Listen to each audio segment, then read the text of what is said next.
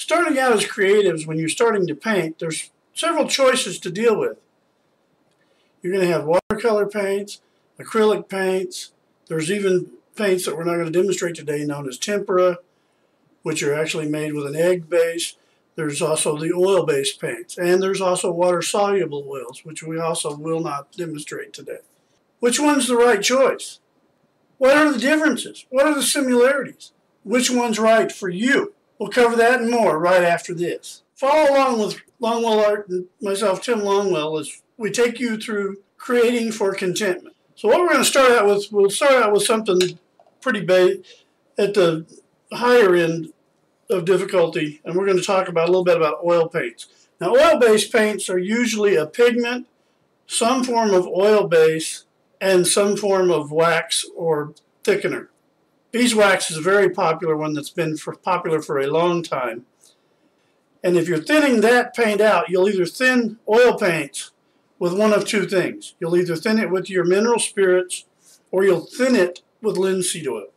But as you'll see here, the oil paints, they're fairly thick, and they go on fairly thick. As you see, it takes quite a bit. Unless you thin them, they go on pretty heavy. And that's because of just the base of it and everything. And the other thing you're going to see as we go on is that you can apply your oils at different textures, depending on how much you get on and how thin it is, on how fast it dries and everything.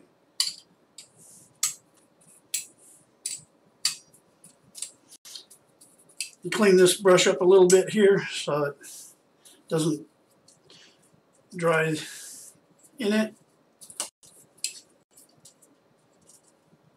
That's good enough for now. We'll catch the rest of it later. The next kind of paint that you're going to run across is acrylic paint. Now, acrylic paints you thin and work with water. And as I showed in the demonstration on some of the different cleaning materials, this particular trough has ridges for here and a place to rest your brush, and it has water. As you can see here, I'll drip some water there so you can see that there's water on it. And for acrylic paints, if you dampen your brush just a little bit, but you don't want to get too much water when you're acrylic paints. Now, acrylics, if you get too much water, you thin them out, and then the polymer breaks down. But see, if you notice, it's a lot thinner. And I can thin it out real quickly by adding just a little bit of water. But the one thing you'll notice about acrylics is that even when it's heavier, like this,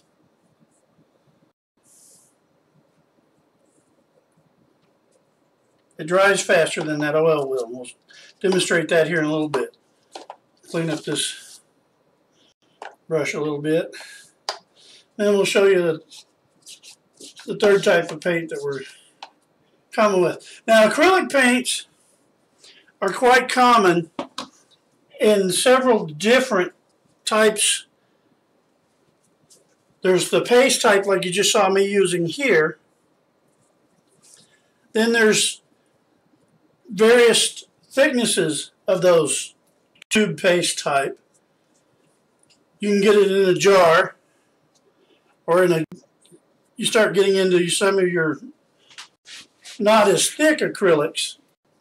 You can get them in big gallon jugs at different art supply stores, or you can get it so runny that the only place practical to use it is actually in an airbrush, and that's what it's for. It's an airbrush acrylic paint.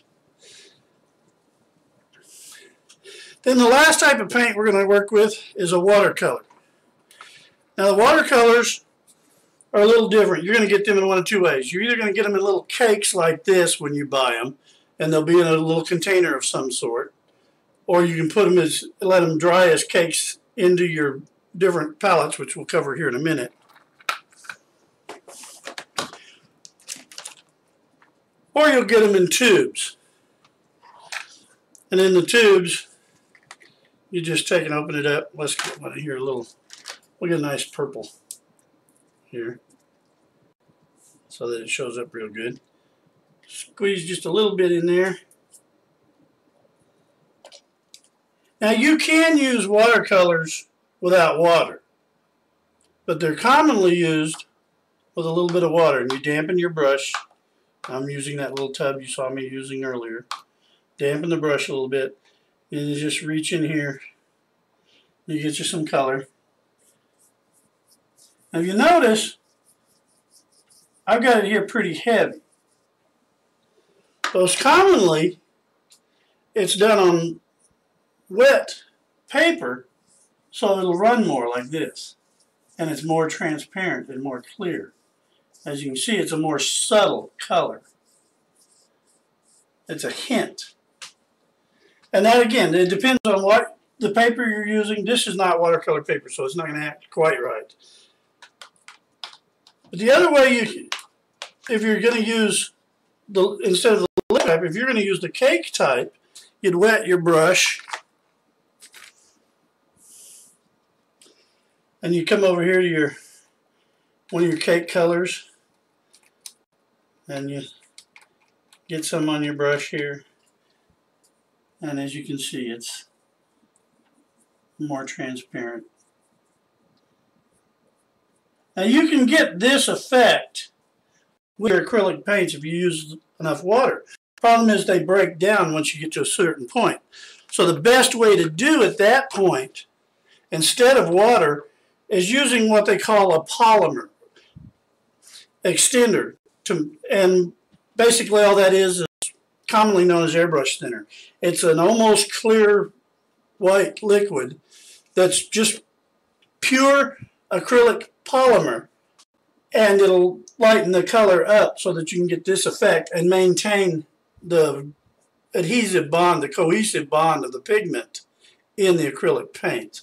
But if you'll notice, this one's dry, this one's dry, even the thick over here is dry. And notice, see here, the oil paint's still wet. You've got a longer, the thicker you put an oil paint, the longer it's going to, even here, the thinner. As you can see, rubbing here, see on the fingers there, it shows up just a little bit, I'm sure. It's still damp. And because it's still damp, there's a longer drying time with oil. Now, is it significantly different than the acrylics or watercolors? It depends on how thick the application is.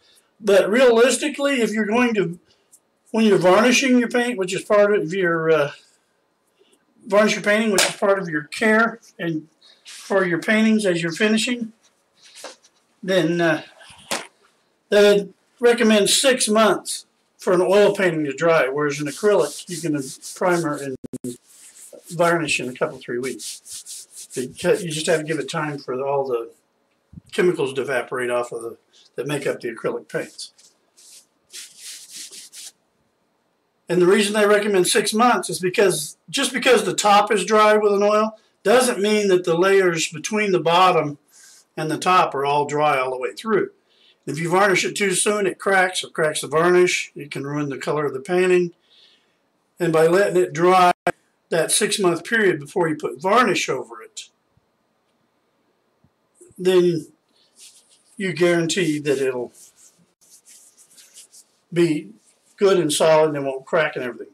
Now, one thing you can use, and I forgot to set it out here, so for your oil paints, is they do make a sealer for each of these.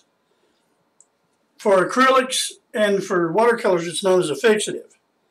It's actually a special spray that Bob Ross came up with for his paintings that, in fact, as far as I know right now, he's the only one that actually offers it. There may be some others out there that I'm not aware of, that you can spray and it'll help seal the top coat from dust and dirt and everything, but it still allows the painting to breathe until it's time to, but at the same time it protects the surface so that it doesn't, like a light coat varnish, a breathable varnish is basically how that works. And that's pretty much the differences between your paints.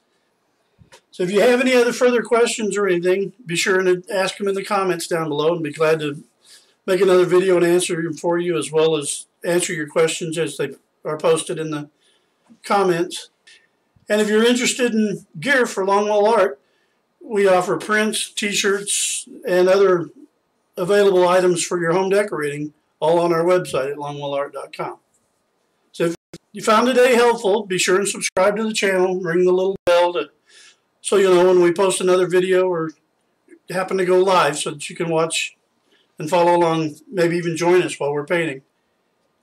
Be sure and check out the videos over here on creativity and the equipment you might need, as well as other things on the channel that you'll enjoy. Until next time, continue being creative, continue being content. And most of all, be sure and have fun.